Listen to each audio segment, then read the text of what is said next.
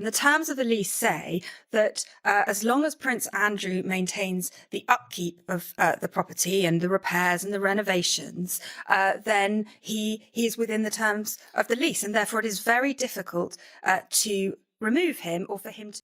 The public's perception of Royal Lodge was not at all like the fairy tale it was, inside its imposing and medieval walls. Working under Prince Andrew and Sarah Ferguson was no royal dream, according to former palace employees. Rather, it was a tense home where rigid schedules, impulsive outbursts, and a need for complete control prevailed.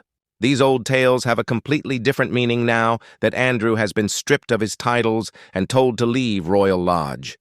They present the true picture of power, ego, and fear that existed behind the palace gates. According to those who worked with him, Andrew was challenging, irritable, and frequently impolite.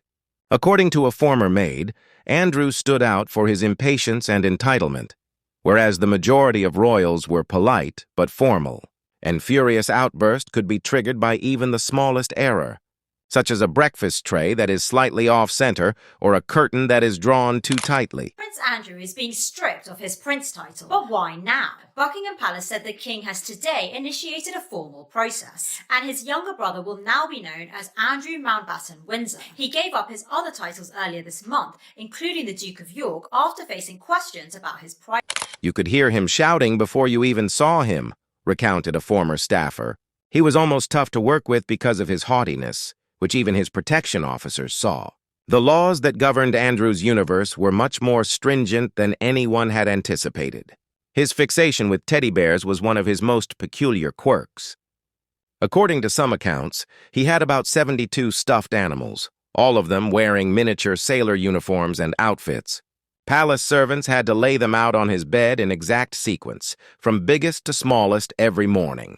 If even one bear went missing, there might be consequences. Yeah, so Tom Quinn's released this really kind of humorous book in a way, talking about, the lives of the staff at the palaces. What is it really like being, a maid or a butler to a member of the royal family? And unsurprisingly, some of the kind of craziest stuff in there was about the staff who work.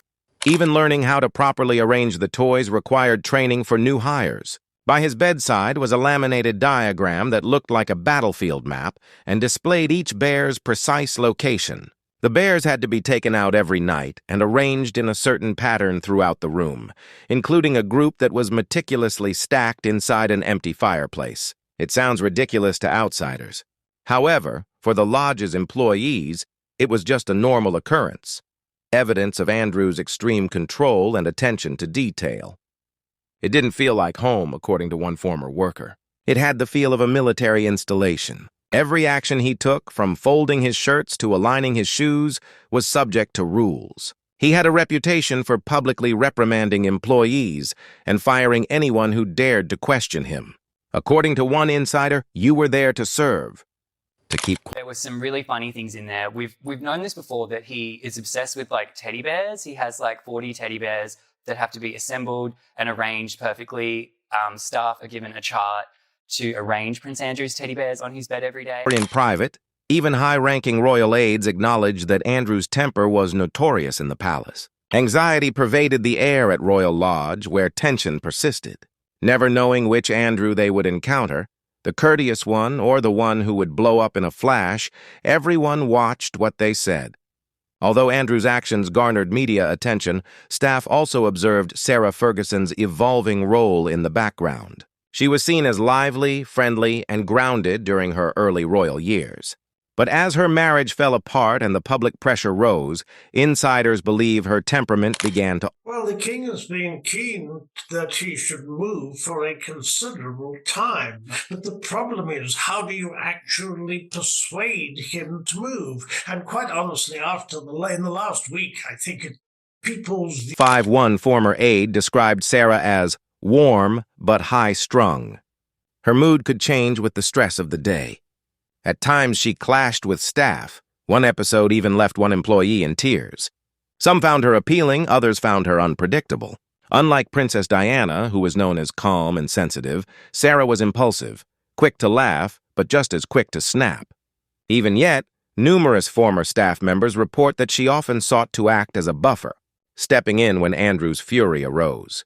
Intro 6-1 former co-worker said Sarah would occasionally rush to calm him down after a ranting episode, the only one he actually... This is why, one of the reasons the Queen loved you so much and you were so special to her. What did she mean to you?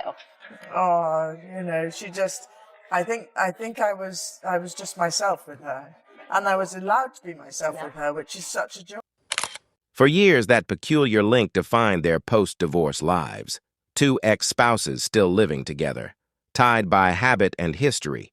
But that arrangement has now come to an end. With Andrew officially deprived of his last royal privileges, he has been compelled to quit Royal Lodge.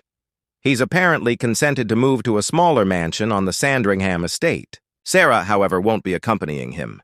She thought that she would remain at Royal Lodge indefinitely after selling her $4 million house. Now that Andrew's lease has been canceled, she must find a new place to live by herself. I mean, did you take the money? At one stage you had $40,000 cash sitting in front of you. Did you take it? Absolutely, yes. And it was given to me and I got it in the car and then returned it straight away. Once the scandal broke? But as soon as I knew it was a scandal, not once it broke. 7 insiders claim that Sarah is privately devastated. Her safe haven and final link to royal life was Royal Lodge. Andrew and Sarah will be living apart for the first time in almost 2 decades. While she looks for a fresh start, he is relocating to Norfolk. Former employees' accounts paint a picture of a home that values ego and control over empathy. The pair attempted to portray themselves as the happiest divorced couple in the world for years. However, that delusion has since been dispelled. The royal image that previously shielded Andrew has vanished, along with his palace and titles. Without privilege or security, Sarah's future is unknown. Additionally, it has been stated that their children, Princess Eugenie and Princess Beatrice, have completely distanced themselves. In an attempt to get away from the turmoil surrounding their parents, Eugenie is reportedly spending time in Portugal, and Beatrice splits her life between Europe and the United States. Once a cornerstone of royal custom, the House of York is now split, with each member turning away in a different way. This isn't simply another royal scandal anymore. It is a tale of hubris, decline, and the cost of conceit inside royal walls that represents the ultimate disintegration of the York dynasty. Please share your opinions below, and remember to subscribe for more updates on Prince Andrew and Sarah Ferguson's continuing decline and the implications of their exit from Royal Lodge for the Windsor family's future.